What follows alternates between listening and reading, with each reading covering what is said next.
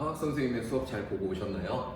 자, 그 화학점지를 교수학습한 3차 시의 교수학습 내용을 바탕으로 국어 수업은 총 11차 시로 진행이 되는데요. 먼저 아이들이 화학전지에 관한 배경 지식을 확충하기 위해 다양한 신문기사나 비문학 제재를 통해서 아이들의 배경 지식을 확충해주는 수업을 할 거고, 그 다음에는 직접 아이들이 인터뷰의 사례와 절차를 파악한 뒤에 직접 인터뷰를 진행해보고 그 인터뷰 내용을 잘 정리해서 탐구 주제를 설정해 직접 전공 탐구 보고서를 작성해보는 활동을 진행할 겁니다. 근데 올해에는 16+1 교육과정을 운영할 수가 없었기 때문에 국어 수업은 이렇게 사례와 예시로 한번 보여드리려고 합니다. 그래서 개인별 세부능력 특기사항 기재 예시라고 나와 있는데요. 먼저 융합 수업에 대한 정보를 알려주기 위해 국화꽃 향기, 국어화학으로 꽃피우는 우리 향기라는 수업의 브랜드를 소개하며 입학사정관들이 이 기록을 보고 어떠한 교수학습 내용을 했는지 교수학습에 대한 정보를 제공해주고자 했습니다.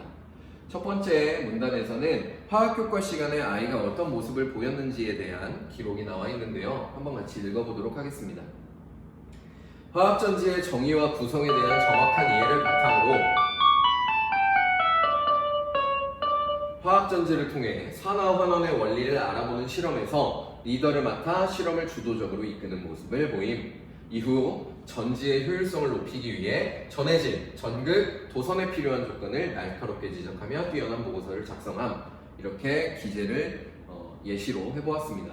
먼저 화학전지의 정의와 구성에 대한 정확한 이해를 하고 있는 학생이에요. 성취 기준을 명확하게 도달을 했고 아이가 굉장히 잘 이해를 하고 있어요 라는 정보를 제공해주고자 했고요. 화학전지를 통해 산화환원의 원리를 알아보는 실험이라는 교수학습의 정보를 제공해주고 거기에서 학생이 개별적으로 어떠한 모습을 보였는지를 보여주고자 했습니다. 여기가 가장 중요한 부분일 텐데요. 리더를 맡아 실험을 주도적으로 설계했다는 리더십, 공동체 역량이 있는 학생이에요 라는 부분을 보여주고 싶었고, 전지의 효율성을 높이기 위해 전해질, 전극, 도선에 필요한 조건을 날카롭게 지적하며 보고서를 작성했어요. 이 학생은 단순히 성취 기준을 개념적으로만 학습하고 지식적으로만 함양한 게 아니라 직접 실험 과정에서 이러한 부분을 발견하고 내면화했다는 학생의 심화적인 지식 적용 역량을 보여주고자 했습니다.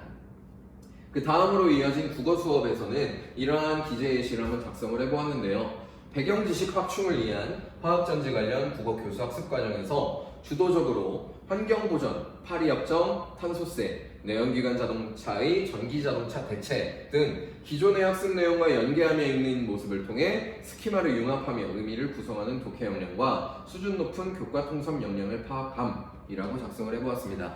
여기에서 보여주고 싶었던 학생의 역량은 학생이 단순히 따로따로 지식을 분절적으로만 학습하는 게 아니라 지식을 통섭하고 융합하면서 지식의 구조를 확립할 수 있고 교과 통섭 역량을 가지고 있으며 굉장히 깊은 독해 역량을 가지고 있어요.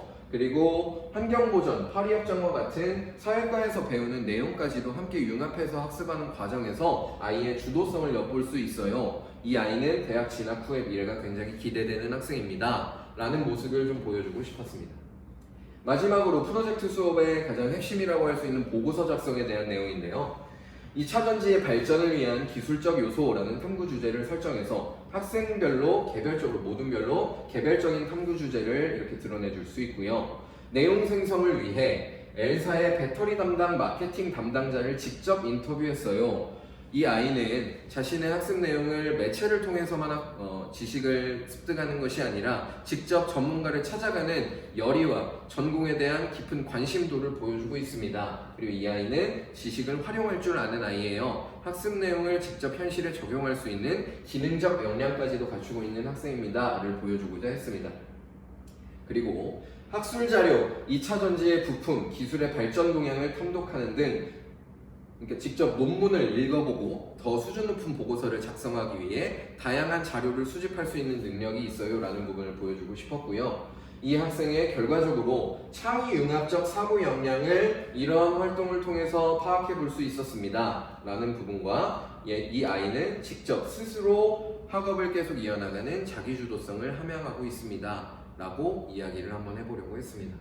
그래서 물론 이상적인 상황을 가정을 해서 세부능력 특기사항을 기재를 해보았지만 조금 더 교사들이 활동의 과정에서 조금씩 피드백을 주고 주안점을 명확하게 설정을 해준다면 아이들은 충분히 이러한 모습을 발견해낼 수 있고요. 아마 이런 수업이 개별적으로 각각 다른 아이들의 각각 다른 성취 수준 그리고 각각 다른 호기심과 탐구 주제를 해결해 나가는 과정에서 다양한 영역의 지식을 융합하는 창의융합형 인재로 성장할 수 있는 수업 방법이 아닐까라고 해서 고안을 해보았습니다. 저희도 처음 이렇게 융합 수업을 고안을 해보고 고민을 해보느라 다소 미흡한 부분이 있겠지만 너그럽게 양해해 주시면 감사하겠고요. 혹시 더 좋은 내용이 있거나 조언해 주실 내용이 있으시면 교육청을 통해서 저희에게 전달해 주시면 정말 감사하겠습니다. 그럼 이상으로 2020학년도 보령교육지원청 교육과정지원단의 융합수업과 교수평기 일체화 여기서 마무리해 보도록 하겠습니다. 감사합니다.